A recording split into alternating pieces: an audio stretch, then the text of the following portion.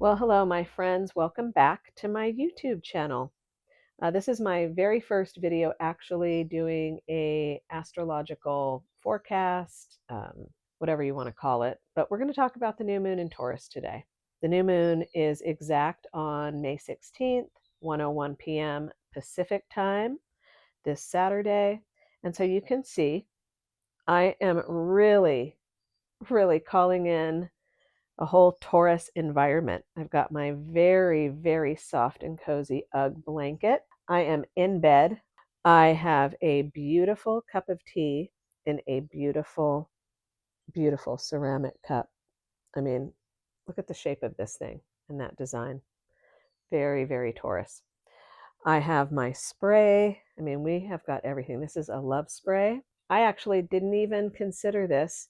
The tea that I drink often is it's a yogi tea, and this one is the throat tea, which is absolutely intuitive and perfect because Taurus rules the throat, the neck, the voice.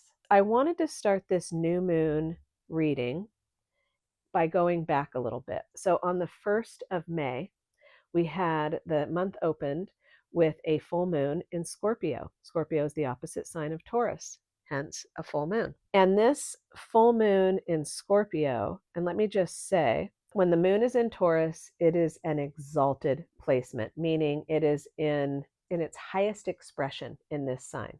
Now, the moon naturally rules the sign of Cancer, its domicile, its sign of rulership. But in Taurus, it's exalted. So it's really, really beautiful. The opposite sign of Taurus is Scorpio. When the moon is in Scorpio, it's considered in its fall. It's debilitated. It's not in its happiest place. So we started the month with the moon in Scorpio.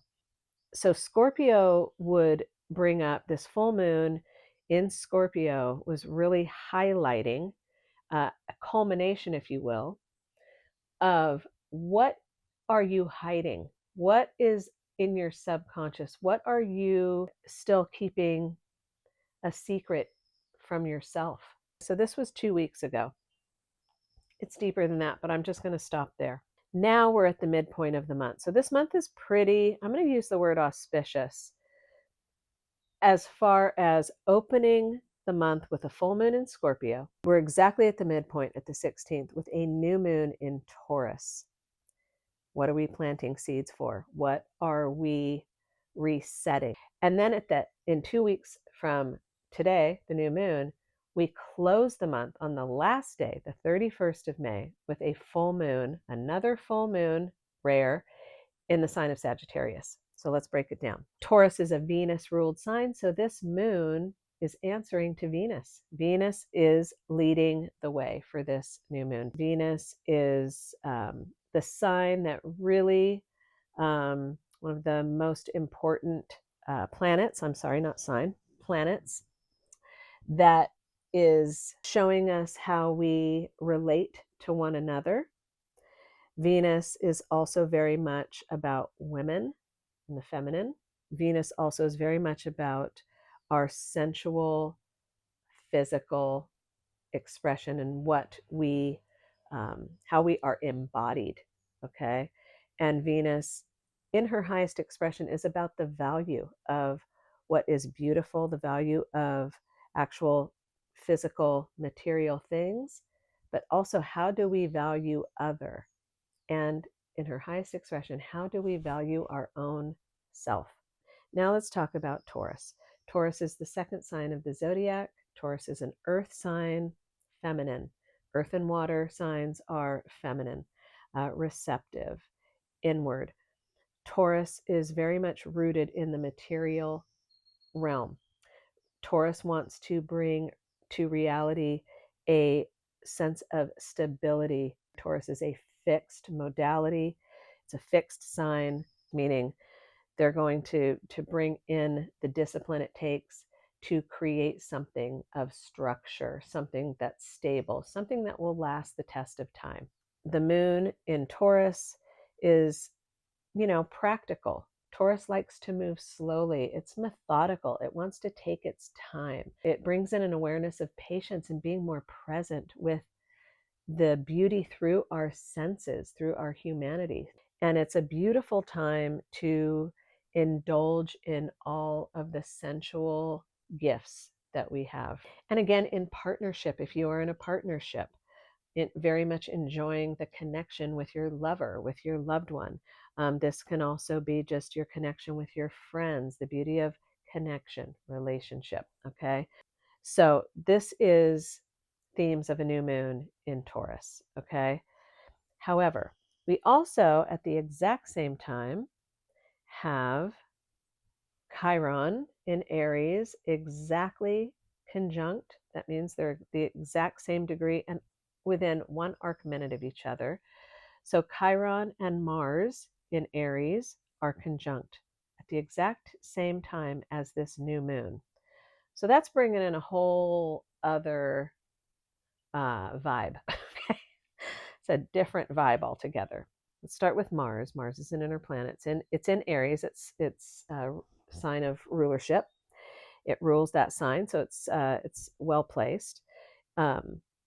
And so Mars is the warrior planet. Mars is very fiery. Aries is a fire sign. It's very active. It's masculine energy, this up and out kind of energy, very direct, aggressive, forceful, impulsive, active, movement, forward thinking. Aries rules the head, the brain, the eyes, the face. Okay, so um, themes around our physical, you know that part of our physicality, where I said Taurus rules our throat and neck and voice, how we're speaking. Mars in Aries is, again, it would be, moving quickly, speaking directly, maybe saying things that we regret. It can be very, it can move so quick. It's like the sprinter. Again, we've got Mars and Aries conjunct Chiron. Chiron is what we associate with the wound. Chiron is a wound that we all have in our chart that I believe we have, we're just sort of moving the baton up the field in our lineage. This is a wound that we all have an opportunity in our lifetime to not only experience and feel, become aware of, understand, bring in more self compassion to the wound, how that wound shows up, what sign it's in, what house it's in. In this case, Chiron is in Aries right now. It's been in Aries for 7 years. I want to say since 2018, 8 years. It's still in Aries. It will be moving into Taurus next year. But Chiron in Aries is the wound around your own identity. Okay, a wound of knowing your own identity. This is very much, it's like a sense of self has been wounded, that you don't trust, that you don't know, that you don't feel good about being seen or being perceived or even asserting yourself. Okay, so this is what a Chiron and Aries placement would indicate. And early on, you may have felt themes around rejection or isolation or a trauma around even the way you grew up and how you were conditioned to not trust yourself or, um, you know, be conditioned into a certain way of believing about yourself that isn't true or aligned with your own innate knowing, your own wisdom. So there's a theme here because this conjunction of Mars and Chiron in Aries at the 28th degree. This is very almost at the last degree of Aries. So this is also a culmination or a completion or a tipping point, a turning point of understanding. And this applies also collectively, for all of us. We're all feeling this energy because we are all influenced by all of the planetary celestial energies that are going on. Having this new moon at this critical conjunction between Chiron and Aries, there is a deep pain and wounds. We all know that collectively for sure. And then personally, what is it you've been ignoring about your own innate knowing about who you are?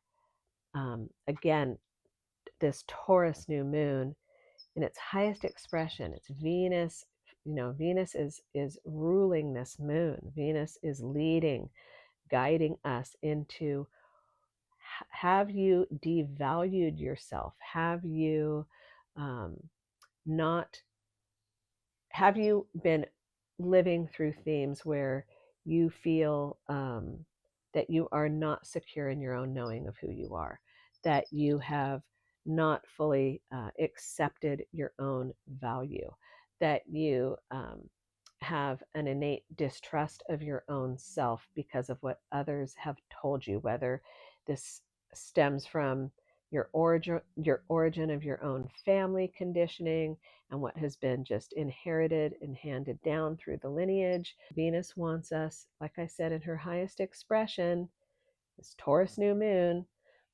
to fully know our own value. And I mean our value from an existential point of view, just for showing up here, not because of anything we've done or earned or achieved or uh, purchased. Okay, this is the two sides, right? Venus, which also rules, and Taurus is very much about material, beautiful things, but this is much deeper. This is the innate understanding of the value that only we have in our own unique expression here now. There is no more time to waste doubting ourselves, not believing in ourselves, not trusting ourselves, turning on ourselves. It is time to reclaim our own beautiful value simply for just who we are and for being here now, and to show up with, like I said, our own unique voice. How are you speaking your value into existence? Lastly, I have to bring in, where is Venus right now? So we're talking a lot about Venus because Venus is the ruler of Taurus. We have this beautiful Taurus new moon. But then we want to look, where is Venus? What sign is Venus in right now? Venus is in Gemini. So Venus in Gemini, she wants to be conversational. She wants to speak.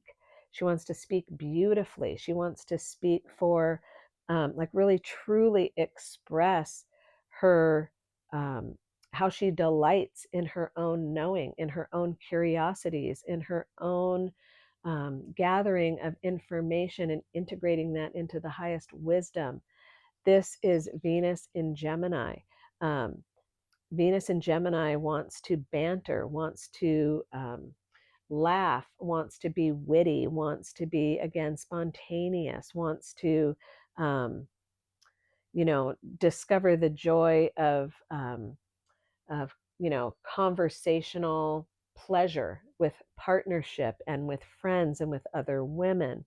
But it's not superficial. Venus in Gemini is bringing in this, again, this self-expression through our voice, our unique voice. How are we speaking up on behalf of ourselves, but also for others? So it's always both and. It's, how am I knowing and remembering my own value and seeing it in you, seeing it in other. It's both and, because Venus is all about how we interrelate, our interpersonal relationships.